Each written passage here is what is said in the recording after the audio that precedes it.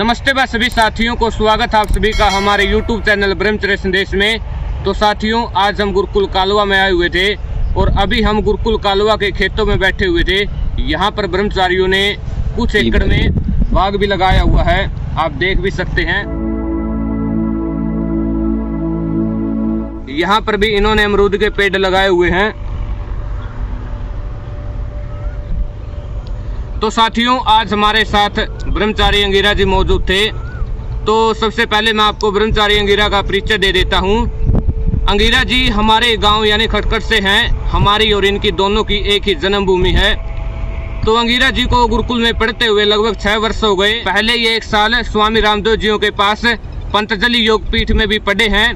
तो अभी ये वर्तमान समय में गुरुकुल कालवा में संस्कृत व्याकरण का अध्ययन कर रहे हैं। तो अंगीरा जी बड़े ही धार्मिक सज्जन व्यक्ति हैं। तो आज हम ब्रह्मचारी अंगीरा जी से एक ऐसे ग्रंथ के बारे में जानेंगे जिसने हमारे समाज को, हमारे राष्ट्र को अनेकों लाभ दिए हैं। क्या क्या विशेषताएं उस ग्रंथ की रही हैं। तो अंगीरा जी, आप हमारे दर्शकों को इसके बारे में बताइए। नमस्ते जी सभी दर्शक साथियों को। देखिए, हम आज चर्चा करेंगे एक ऐसे महान ग्रंथ के बारे में जिसका इतिहास में भी बहुत कुछ हमारे राष्ट्र को इसका लाभ प्राप्त हुआ है। अगर मैं बात करूं स्वतंत्रता संग्राम की, तो इस ग्रंथ का अध्ययन करके कम से कम 90 से 95% व्यक्ति इस ग्रंथ का अध्ययन करने से क्रांति के क्षेत्र में कूद जाया करते थे, अपने प्राणों को समर्पित कर दिया करते थे। इतिहासकार पुस्तकों में लिखते भी हैं कि जेलों में अनेकों क्रांतिकारियों के तकिए के नीचे वो ग्रंथ मिला करता था। और बहुत सारे व्यक्ति तो निरंतर उसका स्वाध्याय किया करते थे। क्रांतिकारी एक हाथ में बम या बंदूक लेकर के चलते थे तो दूसरे हाथ में उस ग्रंथ को लेकर के चलते थे। और वर्तमान में भी बहुत सारे लोग उसका अध्ययन करते हैं, अपने जीवन को बहुत सुख और समृद्धशाली बनाते हैं परिवार में, क्योंकि उस ग्रंथ में एक ऐसी विशेषता है जो हर आयु का व्यक्ति पढ़ सकता है, चाहे वो छोटा हो, बालक हो कितना ही, या नवयुवक हो, या गृहस्थ भी हो, या वानप्रस्थ या सन्यासी व्यक्ति हो, किसी भी वर्ण का हो, ब्राह्मण क्षत्रिय वैश्य शूद्र, उसका सभी अध्ययन कर सकते हैं। और चाहे स्त्री हो या पुरुष हो, इसके लिए कोई नियम नहीं है, सभी उस पुस्तक का अच्छे से अध्ययन कर सकते हैं। बहुत कुछ उसमें ऐसा लिखा हुआ है कि हर एज के व्यक्ति के लिए उसके अंदर आपको वर्णन मिलेगा। उस ग्रंथ के अंदर 14 अध्याय हैं। 14 अध्याय के अंदर प्रथम जो अध्याय है, उस अध्याय में ईश्वर के नामों की व्याख्या की गई है और ईश्वर के बारे में उसके गुण कर्म स्वभाव के अनुसार पूरा बताया गया है कि किस तरह से एक प्रथम दृष्टि से हम जो देखते हैं, माने आज समाज के अंदर बहुत सारी भ्रांतियाँ एक इसी विषय को लेकर के हैं कि ईश्वर है या नहीं है तो कैसा है, कहाँ रहता है, ईश्वर कुछ करता भी है क्या कर्म करता है वो, हम मनुष्यों के जीवन में ईश्वर की क्या विशेषता है, क्या योगदान है, या हम ईश्वर को माने तो क्यों माने, क्या लाभ है मानने में, तो या किस रूप में माने, कैसा है, कहाँ रहता है, क्या कार्य करता है। ऐसी बहुत सारी बातें हैं जिनको लेकर के समाज के अंदर बहुत मतभेद है।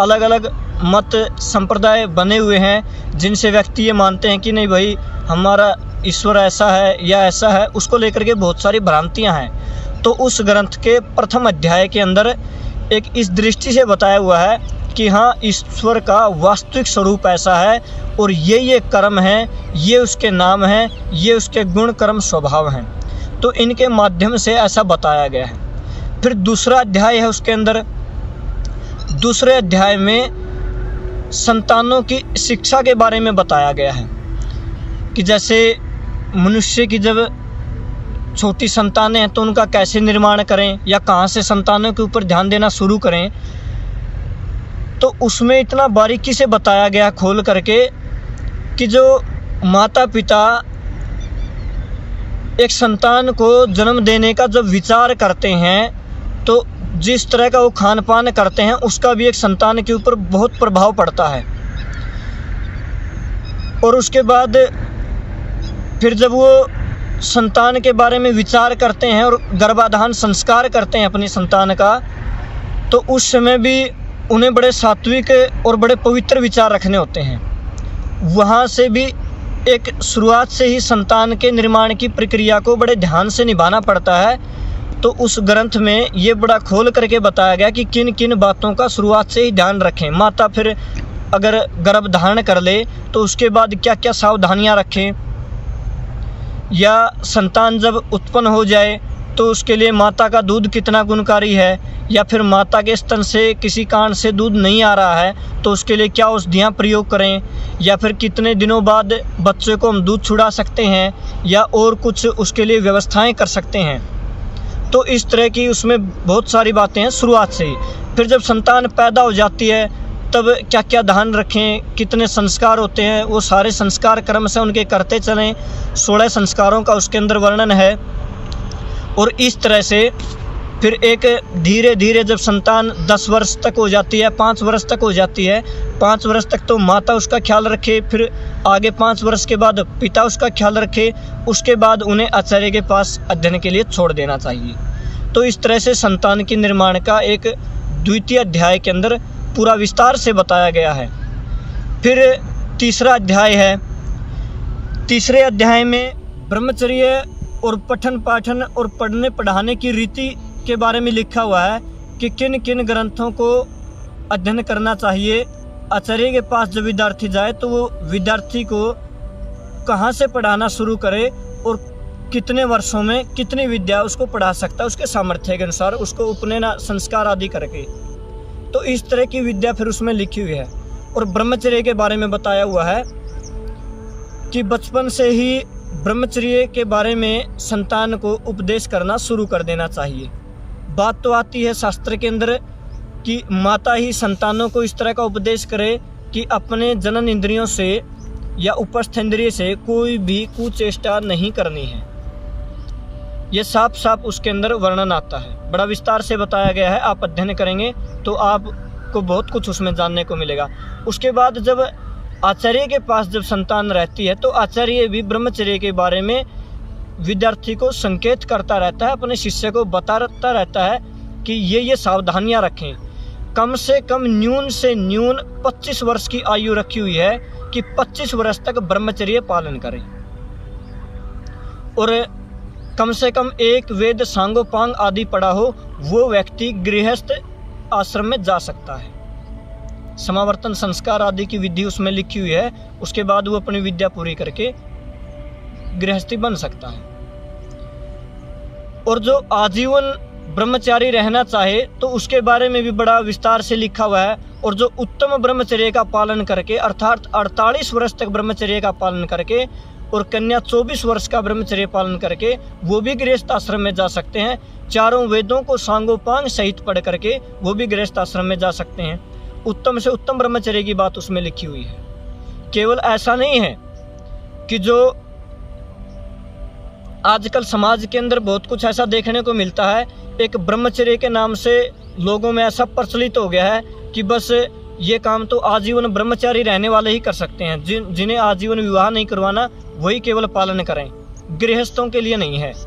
ध्यान दें, जितना आजीवन ब्रह्मचारी रहने के लिए ब्रह्मचर्य आवश्यक है उतना ही गृहस्थ के लिए भी आवश्यक है, क्योंकि इससे गृहस्थ की भी बुद्धि बढ़ेगी, गृहस्थ का भी शारीरिक स्वास्थ्य सुधरेगा, गृहस्थ की भी योग्य संतान पैदा होगी।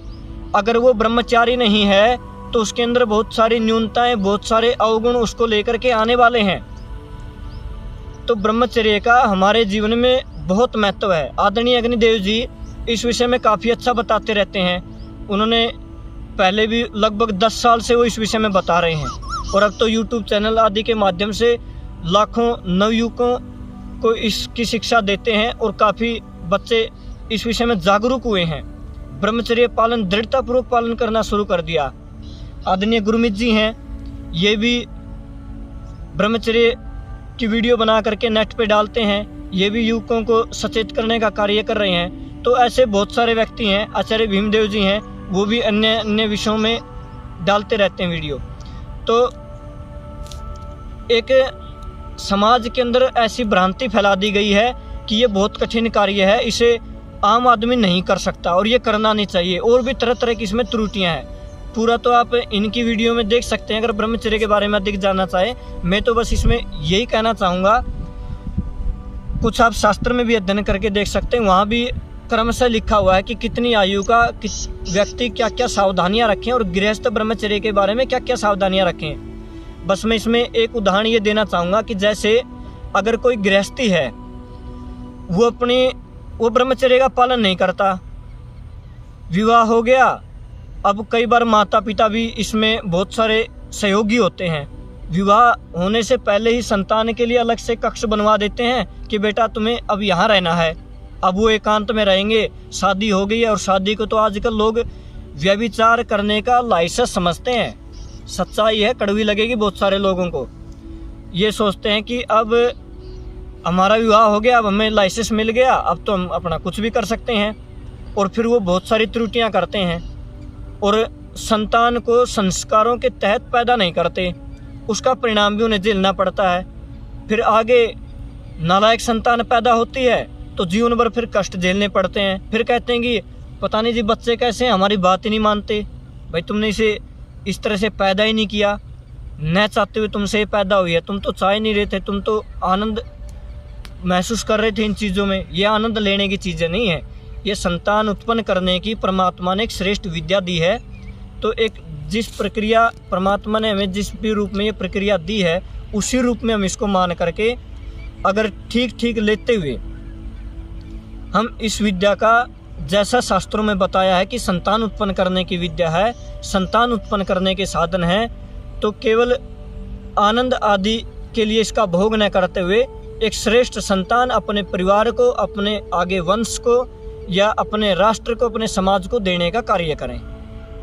एक श्रेष्ठ संतान आप राष्ट्र को दे के जाएंगे तो वो आपके आगे नाम भी रोशन करेगी। और ये तभी हो सकता है जब आप व्यभिचार नहीं करते, ब्रह्मचर्य पालन करते हो। केवल ऋतुगामी स्त्री पुरुष भी ब्रह्मचारी कहलाते हैं, गृहस्थी होते हुए भी।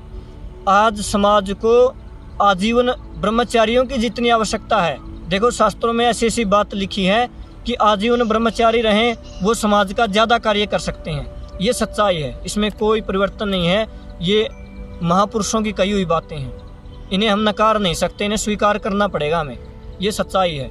लेकिन एक सच्चाई ये भी है कि जितनी आवश्यकता आजीवन ब्रह्मचारियों की है, इतनी ही आवश्यकता आज समाज को श्रेष्ठ गृहस्थियों की है, जो मर्यादा में रहते हुए शिक्षा और अध्ययन जैसा उन्होंने किया वैसे अपने आचरण को बनाते हुए एक श्रेष्ठ संतान अपने समाज को देने का कार्य करें। तो तृतीय समोल्लास का जब आप अध्ययन करेंगे तो उसमें बड़ा विस्तार से आपको ये विषय जानने को मिलेगा कि संतान को उत्पन्न करते हुए क्या क्या सावधानियां रखें। अब चतुर्थ समोल्लास है। चतुर्थ समोल्लास के अंदर विवाह के प्रकरण की विधि बताई गई है, गृहस्थ आश्रम के बारे में बताया गया है। तो विवाह के बारे में आज आप समाज में देखेंगे तो बहुत सारी भ्रांतियाँ ऐसी फैल चुकी हैं और माता पिता भी ध्यान नहीं देते। कई बार वो संतानों का एक सामान्य चीज़ें देखते हैं, जैसे विवाह करते हुए नॉर्मल कि इसकी कितनी ज़मीन आती है इनको, या लड़का नौकरी लगा हुआ है या नहीं लगा हुआ है, कितनी इसने डिग्री प्राप्त की है, क्या पढ़ रहा है। तो एक अन्य घर परिवार आदि देख लेते हैं। ये सामान्य चीज़ें हैं, इन्हें देखनी चाहिए, पर लोगों ने इसे ही महत्व दे दिया और केवल संपत्ति देख करके शादी कर देते हैं। मैं ऐसे गृहस्थियों से कहना चाहूँगा कि वो अपनी संतानों का अगर विवाह करते हैं, अपनी बेटी का विवाह करते हैं, तो वो ऐसे लड़के को न देखें। आपको अपनी लड़की ज़मीन जायदाद के या तनख्वाह के पैसों के शादी नहीं करनी है, लड़के के शादी करनी है। तो लड़के का व्यवहार देखें, लड़के की योग्यता देखें, लड़के का आचरण चरित्र, उसके गुण देखें। आप उसको गुणों को महत्व दे करके आप उससे विवाह करेंगे तो आपकी संतानें आगे एक सुखी जीवन जिएंगे।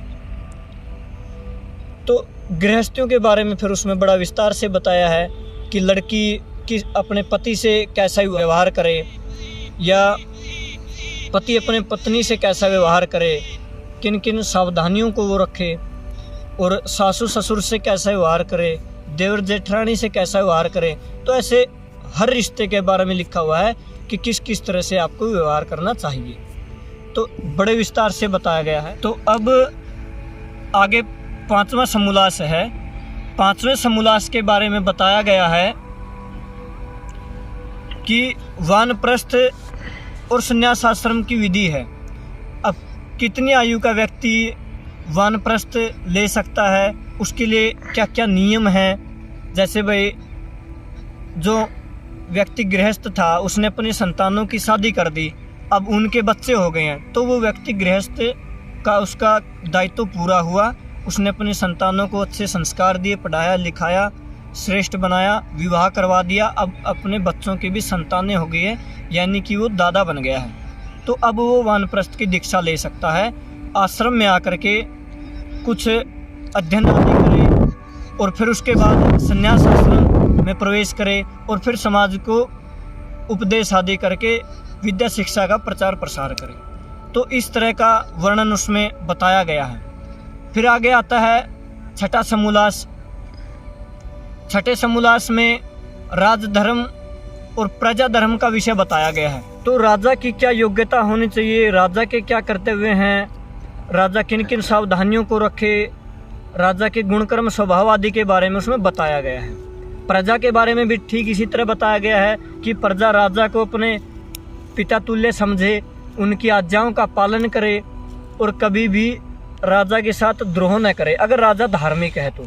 लेकिन अगर राजा अन्यायकारी है, राजा दुष्ट हो गया है, राजा व्यभिचारी है, तो उसकी राज्य को बदलने का भी प्रयत्न करें, अपने क्षत्रियों को तैयार करें, उनको बताए कि ये समस्या है। तो प्रजा के और राजा के दोनों के धर्म के विषय में बड़ा विस्तार से लिखा हुआ है। और उनमें भी फिर जो उनके मंत्री हैं या जो व्यवस्थाएं अन्य संभालने वाले व्यक्ति हैं या सेनाध्यक्ष हैं, इन सभी के बारे में बड़ा विस्तार से दिया हुआ है, बड़ा सुंदर वर्णन है। उसके बाद 7वां समोल्लास है। 7वें समोल्लास में ईश्वर के बारे में और विस्तार से बताया गया। प्रथम समोल्लास में तो केवल उसके गुण कर्म स्वभाव के अनुसार उसके नामों का ही वर्णन है कि उसका मुख्य नाम क्या है या उसके गुण कर्म स्वभाव कैसे। लेकिन 7वें समोल्लास में ईश्वर के विषय में और अधिक ये बताया गया कि ईश्वर का स्वरूप कैसा है, क्या वो कभी अवतार भी लेता है, ईश्वर साकार है, निराकार है, व्यापक है या व्याप्य है, किस तरह का है, मतलब कि सर्वशक्तिमान है, सर्वज्ञ है, अल्पज्ञ है, माने उसके बारे में बहुत सारा ऐसे विस्तार से बताया हुआ है कि ईश्वर क्या काम करता है। तो अब मुख्यतः मैं इसमें ज़्यादा व्याख्या करूँगा तो विषय लंबा हो जाएगा, बस आप इतने से समझ जाएं कि उसमें इसके बारे में बताया गया। फिर वेद के बारे में बताया गया है कि वेद सृष्टि में कब आए, कैसे आए, किस विधि से आए, उनमें क्या ज्ञान दिया गया है या किस भाषा में, किस लिपि में, कैसे क्या, मतलब उसमें बड़ा विस्तार से बताया गया है। वेदों के बारे में आप पूरा विस्तार से वहाँ जान सकते हैं कि हाँ, वास्तव में वेद ईश्वर का दिया हुआ संविधान है, ग्रंथ है, या फिर वेद किसी व्यक्ति के बनाए हुए पुस्तक हैं। तो ये भी इस विषय को आपको बड़े प्रमाणों के तहत आपको ये बताया गया है कि किस तरह से वेदों को हम माने या क्यों माने। बहुत सारे समाज के अंदर ऐसी भ्रांतियां भी हो गई हैं कि वेद तो लुप्त हो गए, वेदों को तो लंकासुर उठा ले गया, या वेद तो इतने हाथियों का बोझ है कि पढ़ ही नहीं सकते। समाज के अंदर आप देखेंगे कोई व्यक्ति कोई छोटा सा काम किसी बच्चे को बता दे कि बेटा ये काम करना, तो वो बच्चा कहेगा नहीं नहीं ये काम मेरे से नहीं बनेगा, तो बहुत कठिन है। तो क्या कहेंगे उसको कि ये कठिन कहाँ है, इसमें क्या कठिन है, इसमें वेद थोड़े पढ़ने भाई, बड़ा आसान काम है, कर दो इसको। अब बच्चे सोचते हैं ये वेद क्या पढ़ने यार, इसका मतलब वेद कोई बहुत कठिन विषय है, मतलब वेद इतना आसान नहीं है, वेद हम नहीं पढ़ सकते। ऐसा कुछ नहीं है। वेद पढ़ने वाले कोई दूसरे ग्रह से नहीं आएंगे, आप में से ही तैयार होते हैं, हम मनुष्यों में से ही बनते हैं। तो हमें हमारे लिए ही वो ईश्वर ने दिए हैं, हम अध्ययन नहीं करेंगे तो कौन करेगा? पशु पक्षी तो करने से रहे। या जो बहुत सारे व्यक्ति ऐसे हैं वो वेद को मानते ही नहीं, तो वो वेदों का अध्ययन थोड़े ही करेंगे। दूसरे मतपंथ संप्रदाय वाले व्यक्ति तो नहीं करेंगे, हम ही को करने होंगे। क्योंकि जब अगर हम ये जानते हैं कि हाँ वास्तव में वेद ईश्वर का संविधान है, ईश्वर की दी हुई विद्या है, और हम जानते हुए भी हम नहीं पढ़ पा रहे हैं, तो दूसरा कौन पढ़ेगा? दूसरा कैसे पढ़ेगा भाई? उसको तो उसकी विशेषता ही नहीं पता। हमें पता है, हम फिर भी नहीं पढ़ रहे हैं, तो ये हमारी कितनी बड़ी अज्ञानता है। तो इस विषय में भी उसमें बड़े विस्तार से समझाया गया है। फिर 8वां समोल्लास में इस ब्रह्मांड के बारे में बताया गया है। ये जितना पूरा ब्रह्मांड आपको दिखाई दे रहा है, ये लोक लोकांतर, ये सूर्य, ये पृथ्वी, ये चंद्रमा, और इसमें भी फिर तरह तरह की कि किस तरह से ये उत्पन्न हुआ, माने पृथ्वी कैसे बन गई, पृथ्वी के अंदर से किस तरह पेड़ पौधे जीव जंतु उत्पन्न हुए, जल का निर्माण कैसे हुआ, सूर्य का निर्माण कैसे हुआ, या भूमि का या हवा कैसे बह रही है, हवा में से क्या तत्व हैं जो गति कर रहे हैं, या आकाश कैसा है, कितना व्यापक है। तो इस विषय को उसमें बड़े विस्तार से बताया गया है कि कौन इस सृष्टि का रचयिता है, किस तरह से उसने रचा है, क्या इसका विज्ञान है, शुरुआत में मनुष्य की उत्पत्ति कैसे हुई। जैसे अब तो मैथुनी सृष्टि है, माता पिता के रजवीर्य के संयोग से ही संतान उत्पन्न हो सकती है, कोई व्यक्ति इसको नकार नहीं सकता। लेकिन विचार करके देखना, सृष्टि की शुरुआत में कैसे मनुष्य उत्पन्न हुए होंगे। जैसे समाज में आपको कई बार प्रश्न सुनने को मिल जाएगा कि मुर्गी पहले आई या अंडा। अब व्यक्ति सोचते हैं कि मुर्गी कह दूंगा तो फिर बिना अंडे के मुर्गी नहीं आ सकती, और अगर मैं अंडा कह दूंगा तो बिना मुर्गी के अंडा नहीं आ सकता। तो ये तो बड़ी समस्या का विषय है। ठीक है। तो ऐसे ही बहुत सारे विषय आपको जानने को मिलेंगे कि किस तरह से पेड़ पौधे उनका निर्माण हुआ, मनुष्य का निर्माण हुआ, पशु पक्षी शुरुआत में कैसे उत्पन्न हुए, या भूमि के अंदर कोई हम बीज डालते हैं वो किस तरह से अंकुरित होता है। भूगर्भ की विद्या उसके अंदर बड़े विस्तार से समझाई गई है, खगोल की या गणित की, माने ऐसे बहुत विषय हैं बड़े विस्तार से उसमें दिए गए हैं। फिर ये ब्रह्मांड कब तक रहेगा, कितना विशाल है, ये एक ही पृथ्वी है या और भी पृथ्वियाँ हैं, एक ही सूर्य चंद्रमा है या और भी हैं। तो ऐसे विषय आपकी बहुत सारी ऐसी जो शंकाएं हैं मनुष्यों की, या जिन्हें हमें पता नहीं, जो हमारे लिए एक जानने का विषय है, बहुत सुंदर और सभ्य तरीके से इसके अंदर ऐसा वर्णन किया गया है कि किस तरह से ये सारी चीज़ें उत्पन्न हुई, और अगर इन्हें हम जान लेंगे तो उसका हमें क्या लाभ प्राप्त होगा।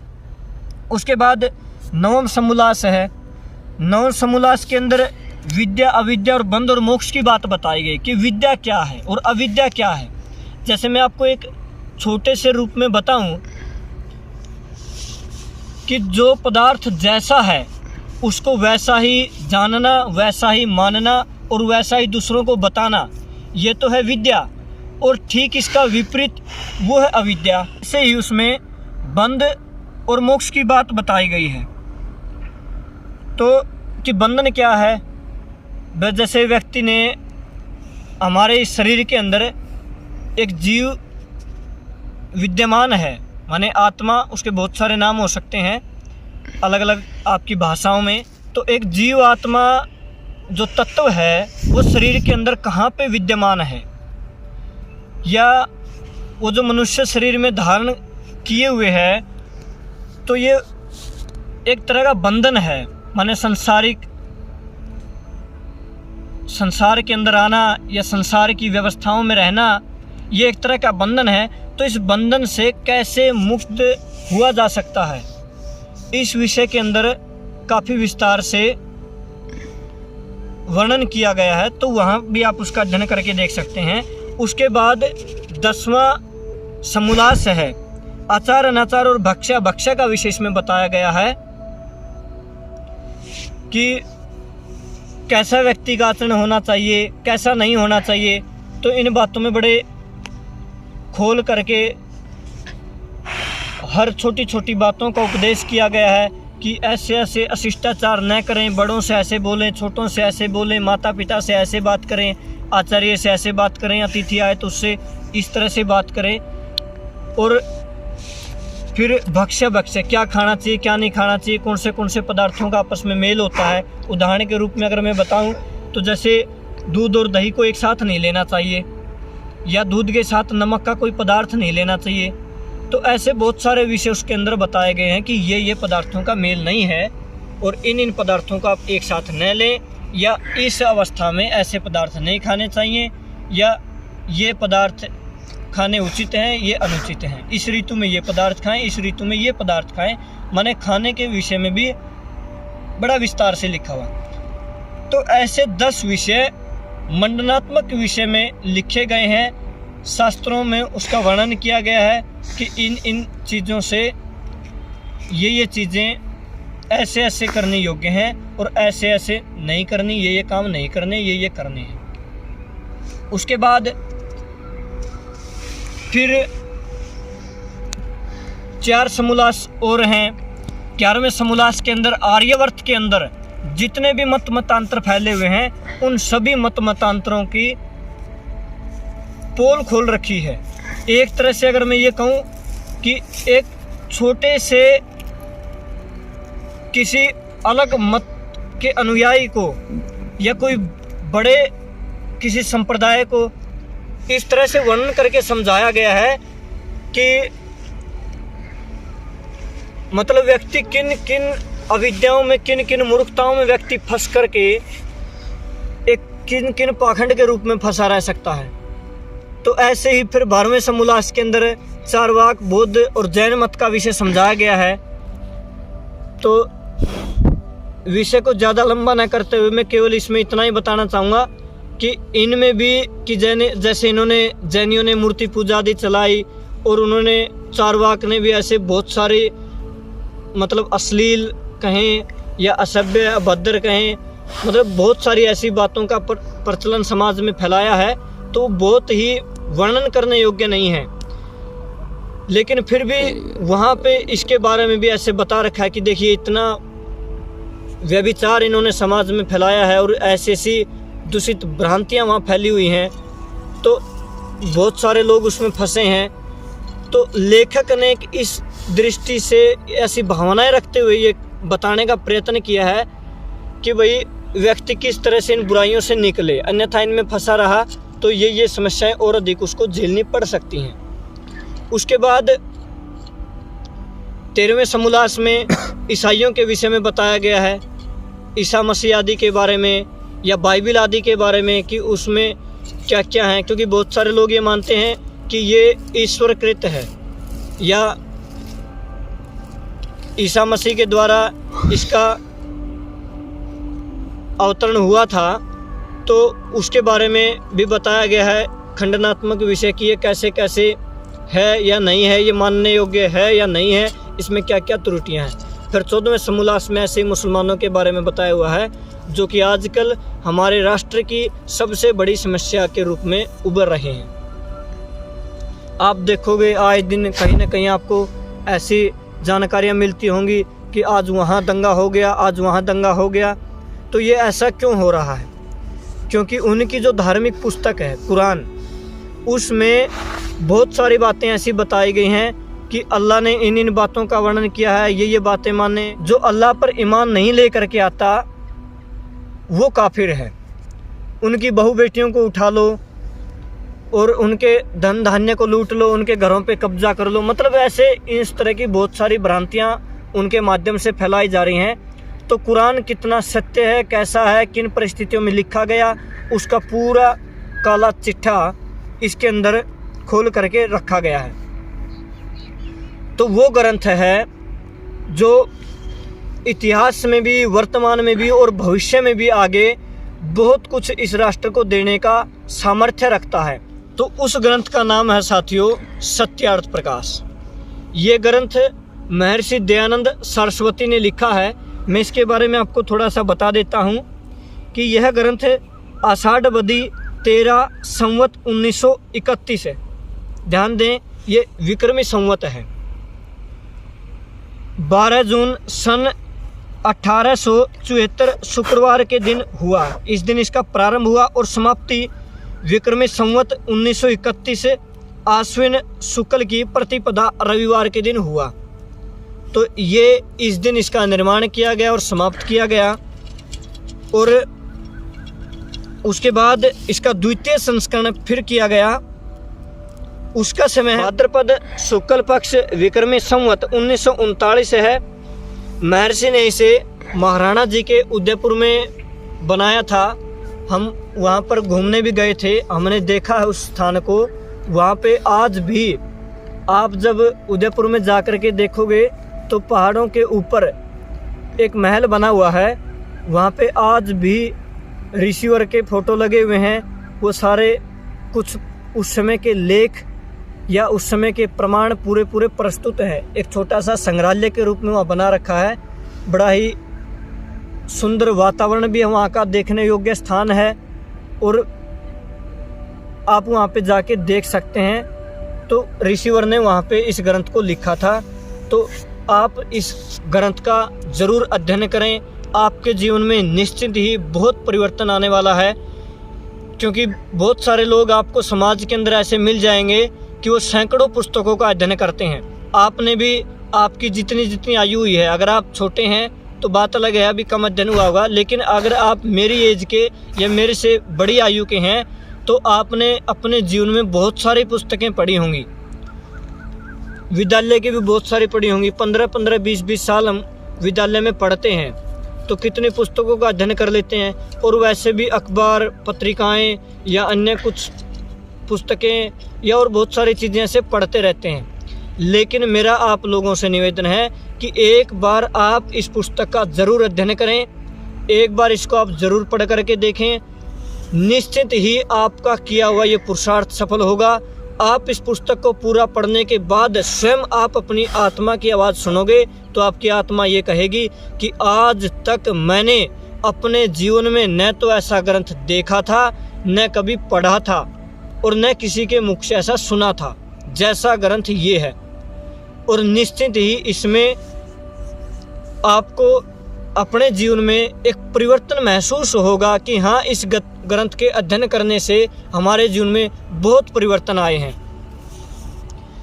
और लेखक का जो तात्पर्य है वो भी सफल हो जाएगा।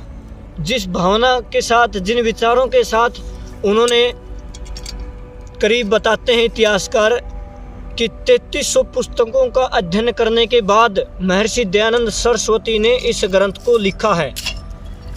और सैकड़ों पुस्तकों के तो प्रमाण हैं उसके अंदर। कोई भी आर्ष ग्रंथ, ऋषिकृत ग्रंथ ऐसा नहीं है जिसका प्रमाण उसके अंदर नहीं दिया गया हो। वेदों से लेकर के, वेद स्वतः प्रमाण हैं, उनसे लेकर के और जो अन्य उनके ऋषिकृत अन्य आर्ष ग्रंथ हैं जिनको हम प्रत्यय प्रमाण कह सकते हैं, उनको भी, उनके उदाहरणों को भी ऋषिवर ने इसके अंदर प्रतिपादित किया हुआ है। तो आप बड़े विस्तार से इसको देख सकते हैं। कोई भी आपको उस ग्रंथ के अंदर ऐसी बात नहीं लगेगी कि ये अनुचित बात है, ये गलत है। फिर भी आपको लगे तो हमारे यहाँ बड़े आचार्य जी हैं गुरुकुल कालवा के अंदर, उनसे आप यहाँ आकर के शंका समाधान आदि कर सकते हैं, या अन्य हमारे कई आचार्यगण हैं उनसे भी आप शंका समाधान कर सकते हैं। और अगर अन्य कोई ऐसी कोई बात है तो हम भी बता सकते हैं। तो आप इसका ज़रूर अध्ययन करिए। कोई बात समझ में, निश्चित ही कुछ बातें ऐसी होंगी जो आपकी समझ में नहीं आएंगी, क्योंकि एक अलग अलग नए विषय आपको जानने को मिलेंगे जो विद्यालयों में आजकल हमें नहीं मिलते हैं। या ऐसे कहें कि कुछ शब्द जो प्राचीन शिक्षा के या प्राचीन भाषाओं के, जो हमारे ऐसे शब्द रहे हैं प्राचीन लिपियों के, जिनका आज वर्तमान में पाश्चात्य सभ्यता के कारण हमारा प्रचलन में वो नहीं है, छूट गए हैं, तो वो भी आपको थोड़ी ही बाधा उत्पन्न करेंगे। तो उनको बताने के लिए हमारे यहाँ आचार्य जी हैं और हैं, तो आप इसका अध्ययन कीजिए। कोई बात समझ में नहीं आती है तो यहाँ का नंबर आपको मिल जाएगा, या गुरमीत जी हैं, ये ऑनलाइन क्लास आदि की भी व्यवस्था रखते हैं, तो उसके माध्यम से भी आपको इस पुस्तक का अध्ययन करने का मौका मिल सकता है। बाकी इसके बारे में गुरमीत जी आपको विस्तार से बता देंगे। तो ब्रह्मचारी अंगीरा जियों का बहुत बहुत धन्यवाद कि उन्होंने इतनी अच्छी जानकारी आप सभी को दी। यदि आप इस ग्रंथ का स्वयं स्वाध्याय करके देखेंगे तो आपको बिल्कुल विस्तार से जानने को मिलेगा अधिक जानने के लिए आप सभी हम शाम को सत्यार्थ प्रकाश पुस्तक का स्वाध्याय करते हैं, उस कक्षा का लिंक मैं आप सभी को डिस्क्रिप्शन में दे दूंगा। तो आप सभी भाई और बहनें उस लिंक पर क्लिक करके उस कक्षा में जुड़ सकते हैं। उसके लिए सबसे पहले आपको गूगल मीट ऐप डाउनलोड करना पड़ेगा। तो मैं आपको उस कक्षा का कोड भी उसमें दे दूंगा। तो यदि कक्षा ना खुले तो आप वो कोड भी उसमें भर सकते हैं। यदि आपकी दिनचर्या काफ़ी व्यस्त रहती है और आप अकेले स्वाध्याय करने में इतने ज़्यादा सक्षम नहीं हो तो आप उस कक्षा का लाभ ज़रूर लें और अपने भाई बहनों को भी उस कक्षा में ज़रूर जोड़ें ताकि वो सभी इस कक्षा का लाभ ले सकें। तो इस ग्रंथ के बारे में ब्रह्मचारी अंगिरा जियों ने आपको बता दिया है कि कितना लाभकारी ये ग्रंथ रहा है, कैसे क्रांतिकारियों ने इस ग्रंथ को पढ़कर इस कक्षा का लाभ ले सके। तो इस ग्रंथ के बारे में ब्रह्मचारी अंगिरा जियों ने आपको बता दिया है कि कितना लाभकारी ये ग्रंथ रहा है, कैसे क्रांतिकारियों ने इस ग्रंथ को पढ़कर आज़ादी के आंदोलन में विशेष योगदान रहा है, आज़ादी के आंदोलन में उनका विशेष योगदान रहा है। तो आप एक बार स्वयं इस ग्रंथ का स्वाध्याय करके जरूर देखें। मैं पुनः आपसे फिर कहता हूँ, शाम को 8 से 9 बजे के बीच जो कक्षा चलती है आप उस कक्षा का लाभ जरूर लें और अपने भाई बहनों को भी इसके बारे में सचेत जरूर करें। धन्यवाद सभी साथियों को। जय हिंद, वंदे मातरम, भारत माता की जय।